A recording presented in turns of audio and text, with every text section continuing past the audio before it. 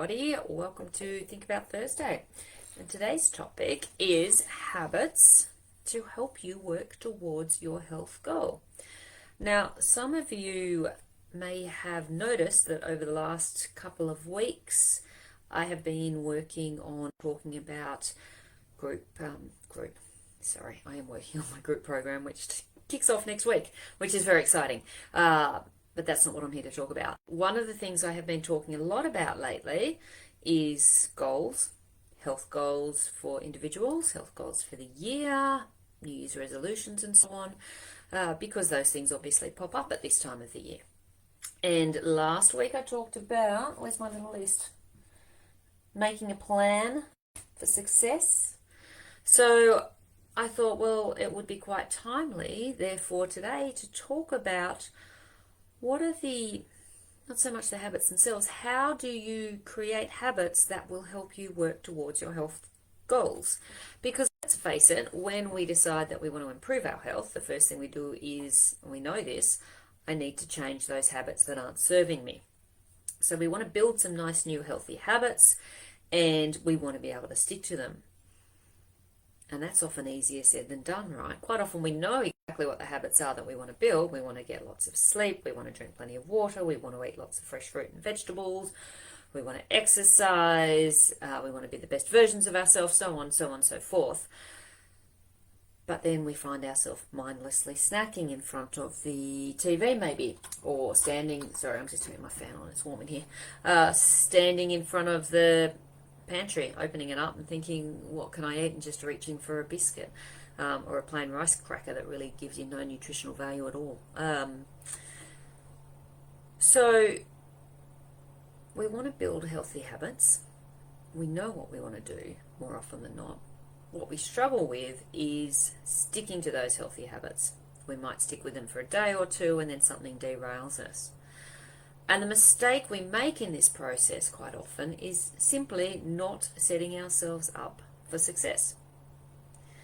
So what are some examples of when people have done this? You've all will have either been there yourselves or you know of somebody who's been through this scenario.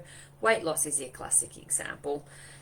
We all know of the people, and as I said, may have done it ourselves, yo-yo dieting. So you go on a diet, you lose some weight, you feel really great, you relax, and the weight comes back on again. So you go on another diet, lose some weight, feel good again, relax, the weight comes back up again. What you're doing in that scenario is you're not actually creating new habits that are going to serve you in the long term.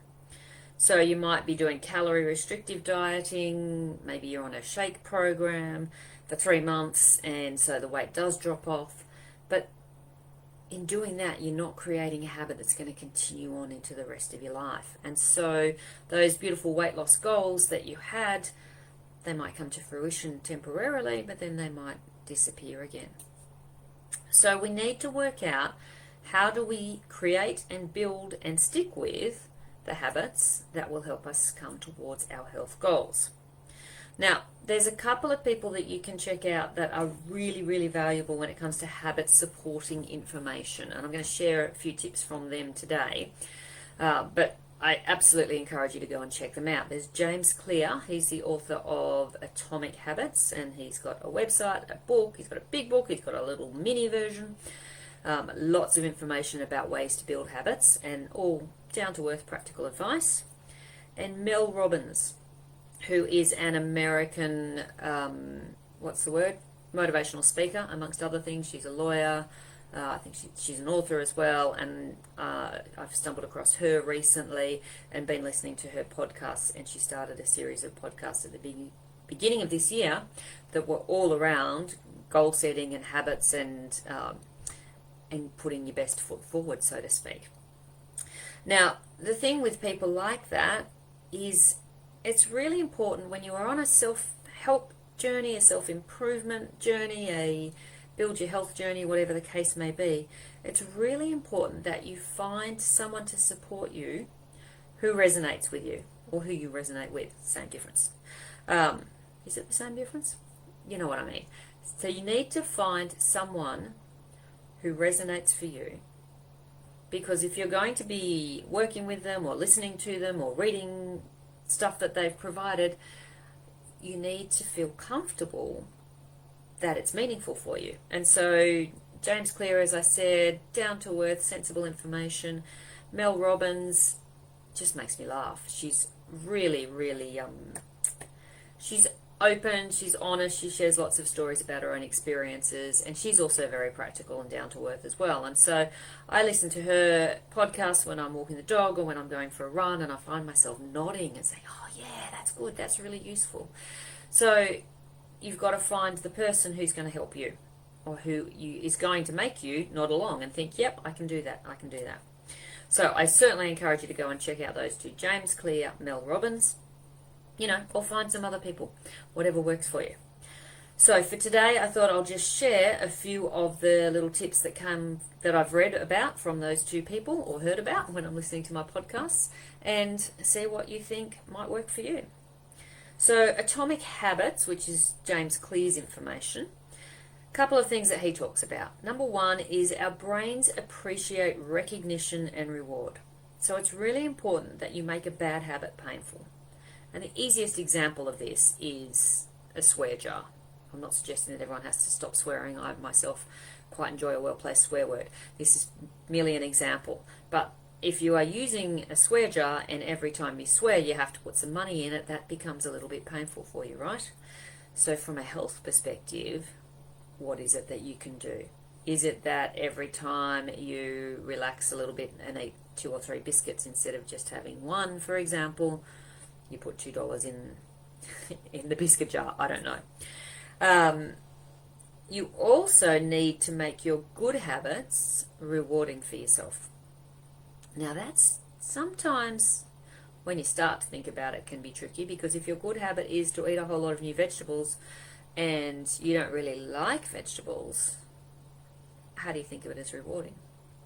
Well, there's a couple of things. Firstly, you need to find a way to cook the vegetables that will make them more appealing to you, and there's lots of things you can do with that, even if it's just when they're finished drizzling a tiny little bit of, not even a tiny bit, a reasonable amount depending on what you're doing, extra virgin olive oil on the top, or even if it's adding just thinking out loud here, this isn't on what I had planned to talk about, but making a batch of seeds, roasted seeds that you can sprinkle on your vegetables or on a salad or something like that. It's things that will make it more appealing to you so that you will feel rewarded for having it.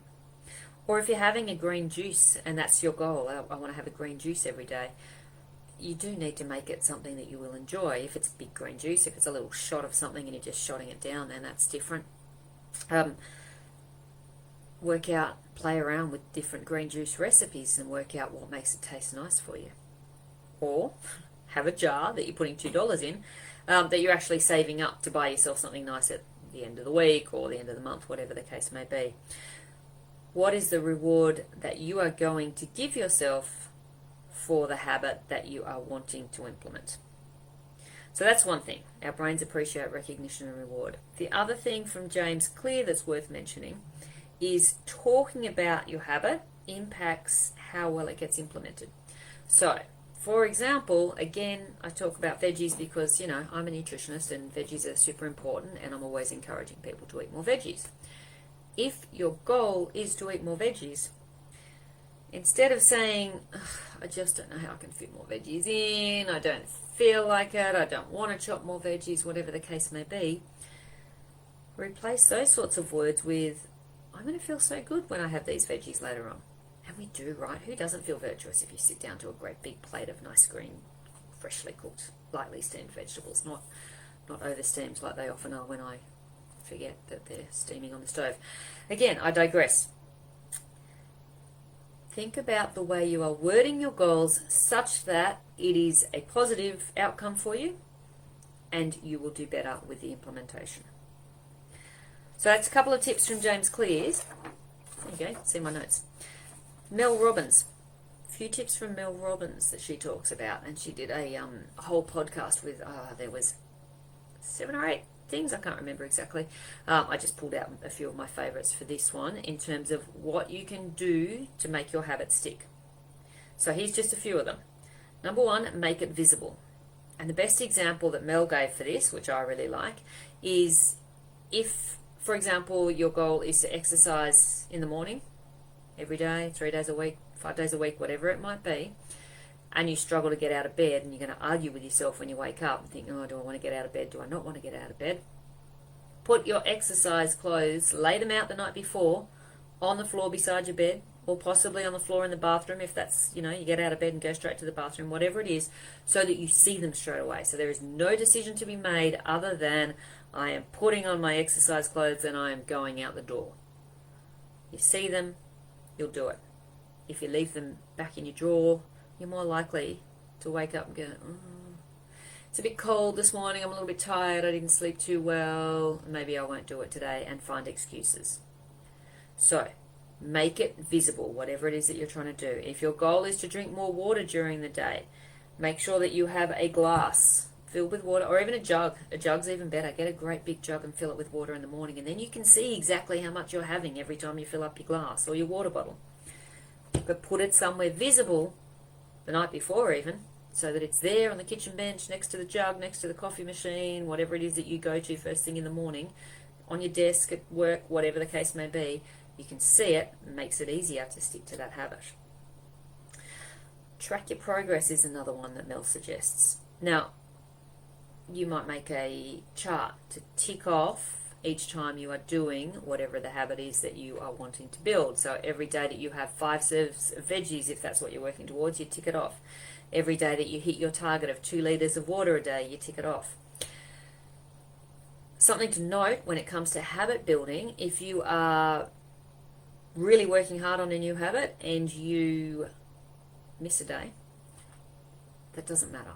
It doesn't undo all the good work that you've done, because you've already started creating those neural pathways. If you miss the very first and the second day, then maybe not so much.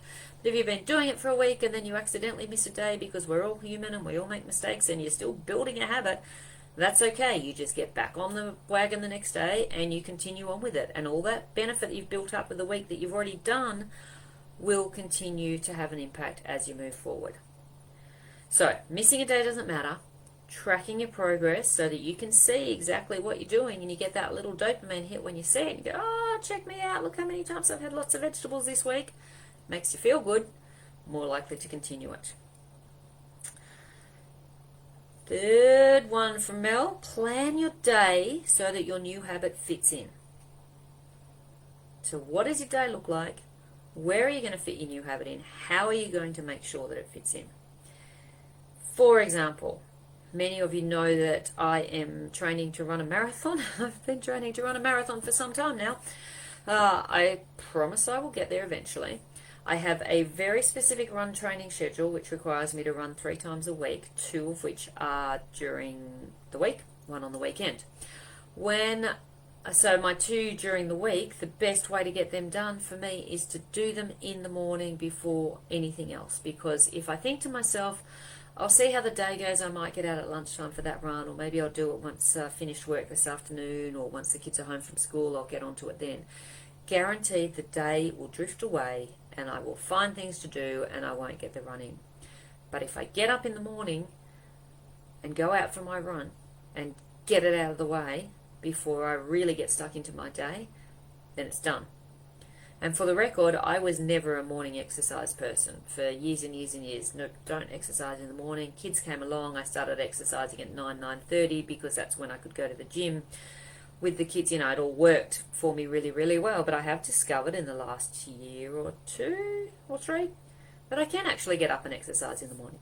So plan your day is my point. Plan your day for when you are going to put your new habit into your day and build it in. Make it part of your schedule.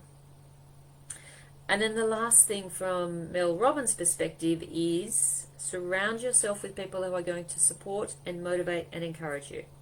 So let your family know what the habit is that you're trying to build. If it's an exercise or a regular walking habit, do it with somebody else, some other people who you like to walk with or you like to exercise with. Who doesn't love going to, well, maybe not everyone, but when I go to the gym, I really enjoy being in a group environment, being in the class environment, because we all motivate each other, versus I was never a fan of just go to the gym on my own. Some people like that, that's fine. No problem either way. But if you get more motivated by having people around, then make that a part of your habit building, make that a part of your plan. There's an African proverb which says, if you want to go faster, go alone. If you want to go further, go with others. And we can apply that to all sorts of areas of our lives. We can apply it to our health, we can apply it to our exercise, we can apply it to our learning, all sorts of things. Surround yourself with people who are going to support you, encourage you, and help you move towards your goal. So, few different tips there. You can form new habits that serve you. You need to trust the process. You need to be prepared to put the effort in. Trust the process. Decide today on one new habit that you want to do. Share it with people you love, with your family, with your friends, on Facebook. I don't mind. Work out your plan to make it easy. And then track your progress. The most important thing, get it underway. That is it for today's Think About Thursday. I'll leave you to the rest of your afternoon. As of next week, I'm going to shift this time slot to 4:30 rather than 5 o'clock, just to let you know. But that will obviously be in the group anyway. You'll see what time the event comes up. And for most people, it's often a watch on replay anyway. If you watch on replay, remember #replay. Always love to see how many people take a look at this afterwards, and more importantly, love your feedback, love your thoughts. So please feel free to share, comment on the post, and I look forward to chatting with you all again next week. Take care. Thanks for tuning in. Bye.